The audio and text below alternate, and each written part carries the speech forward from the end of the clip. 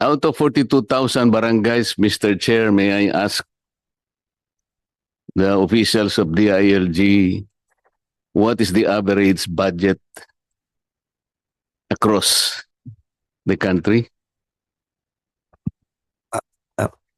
Good morning, Mr. Chair, Your Honors.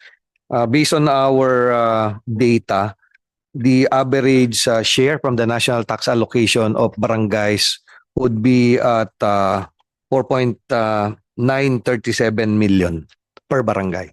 The average monthly honorarium of a punong barangay in the Philippines is about 13,159 pesos monthly. Mali yun Your sa'yo. Honor.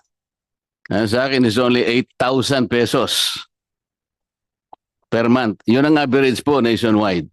Average, Your Honor, is about 1,590. So, tumama ka dyan.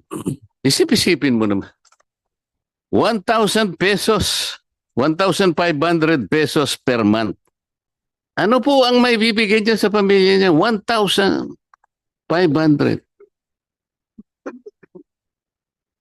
Do you know the honorarium of the member of Lupon Tagapamayapa? Ayan, maiiyak ka na dyan.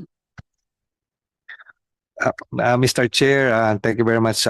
The average honorarium of a Lupon Tagapamayapa member is about 1,027 pesos Ay, mali ka. per month. Maling-mali yan. The average is 300 pesos.